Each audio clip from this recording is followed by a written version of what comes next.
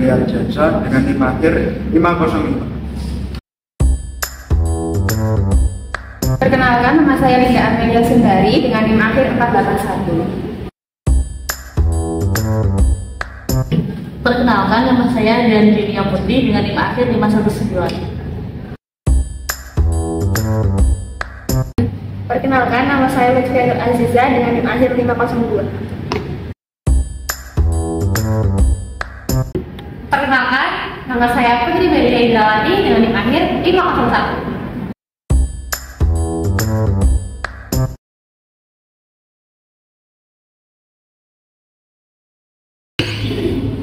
Telat. Sorry ya, telat.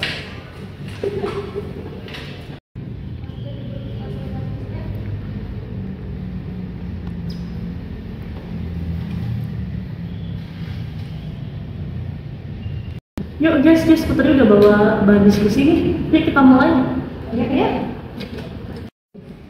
Oke, kali ini kita akan membahas terkait etika administrasi publik. Nah, teman-teman di sini tahu nggak pengertian etika itu apa? Terus kaitannya etika sama administrasi publik itu apa sih? Menurut buku yang aku baca barusan ini, etika itu suatu cara pandang berperilaku dengan ukuran yang baik dan nilai yang baik. Gitu. Terus kalau etika administrasi publik itu dianggap sebagai kayak standar pengelolaan tuh, bagaimana pejabat-pejabat publik itu, terutama seorang birokrat ya, melakukan kegiatan administrasi publik. Kalau soal etika publik, aku pun barusan baca ada cerita pelanggaran etika yang dilakukan sama pejabat di RSUD Pelabuhan Ratu Sukabumi. Wah, pelanggaran apa tuh? Yang ini nggak sih guys yang pernah masuk di dana YouTube aku? Kasus penyelewengan dana penanganan COVID-19 di RSUD Pelabuhan Ratu Kabupaten Sukabumi, Jawa Barat. Para pelaku membuat daftar nakes fiktif untuk menerima insentif pada masa darurat COVID-19.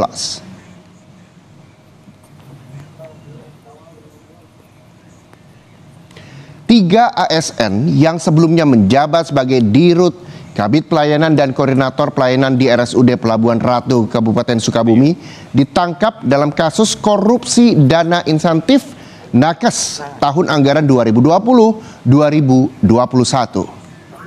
Ketiga ditangkap berdasarkan pengembangan atas kasus sebelumnya yang telah disidangkan. Terdapat sekitar 1.300 orang nakes yang namanya dicatut dalam daftar pekerja dengan rata-rata honorarium sebesar 7 hingga 15 juta rupiah per orang. Saat pembayaran, honor tidak diberikan kepada nama-nama yang terdaftar, tapi dikumpulkan dalam rekening tertentu untuk kemudian dibagikan. Ketiganya terancam hukuman maksimal 20 tahun penjara.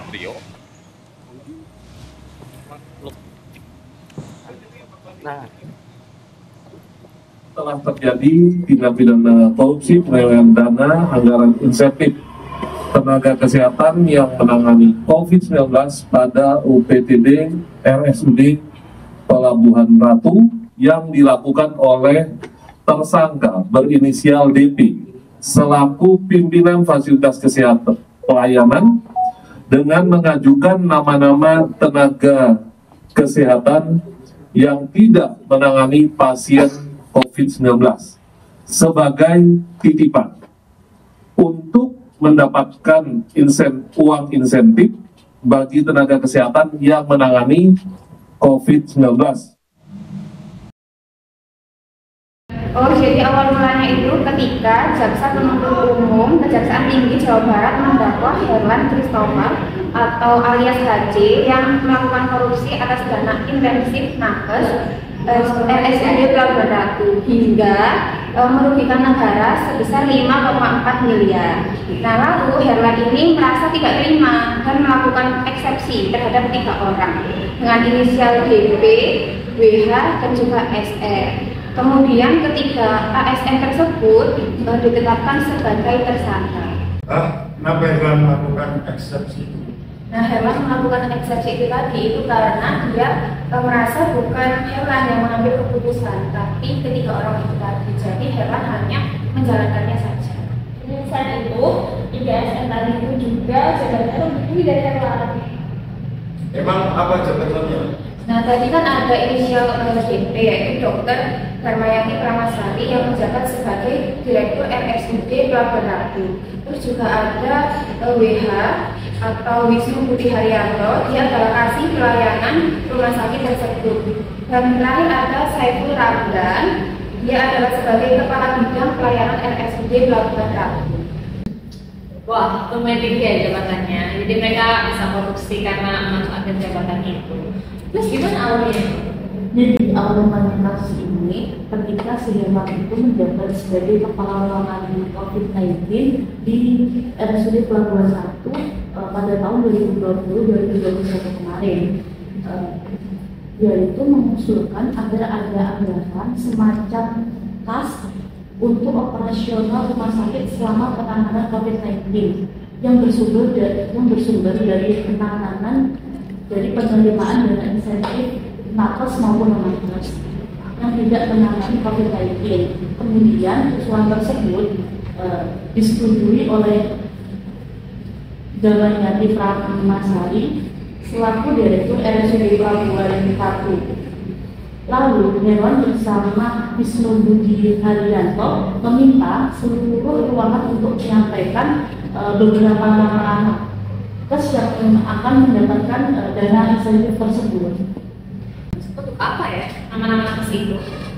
Setelah nama-nama tersebut itu direkap, dokumen pengajuan nama-nama nakes itu akan disampaikan ke Kepala Pelayanan RSUD Pelabuhan Ratu, yaitu Saiful Ramdan. Lalu dokumen tersebut balik lagi ke Darmayati untuk disahkan. Lalu setelah disahkan, mereka akan mendapatkan dana sejumlah 5,4 miliar. Wah, banyak banget ya. Dari mana sumbernya? Kalau saya baca ya, uang 5,4 miliar tadi bersumber dari APBD Kabupaten Sukabumi. Setelah waktu cair sama Herman itu diminta balik buat keperluan operasional dalam penanganan COVID-19. Nah, terus gimana? Mereka dapat tuntutan apa tuh? Nah, di sini itu Herman dan juga 3 ASN tadi dijatuhi hukuman sesuai dengan pasal 2 ayat 1 UU 31 tahun 1999 sebagaimana yang telah diubah menjadi UU nomor 20 tahun 2001 tentang pemberantasan tindakan pidana korupsi dengan ancaman hukuman paling singkat adalah selama 4 tahun dan paling lama selama 20 tahun. Selain itu juga mereka diancam denda sebesar 200 juta sampai 1 miliar.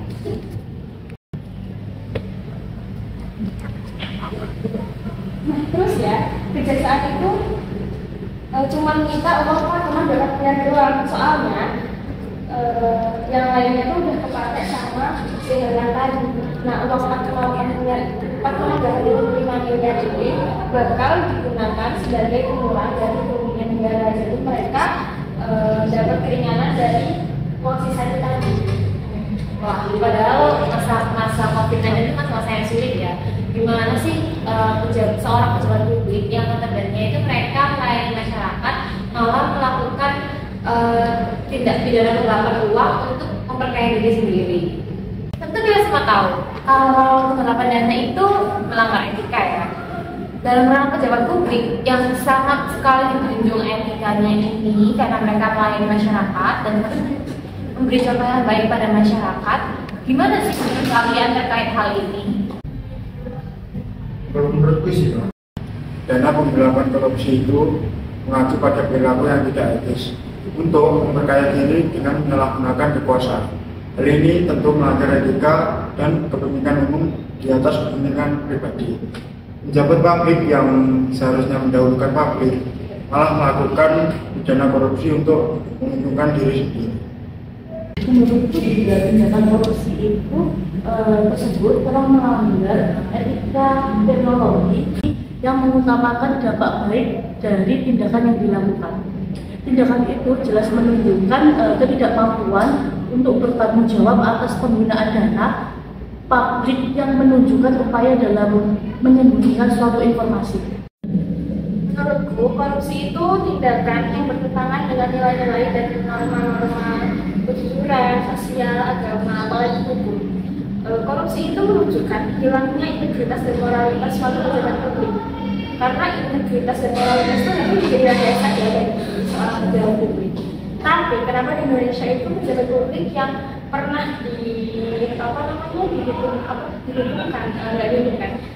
pejabat publik yang pernah melakukan korupsi itu tetap diperbolehkan menjabat setelah dia pernah ditetapkan sebagai tersangka korupsi.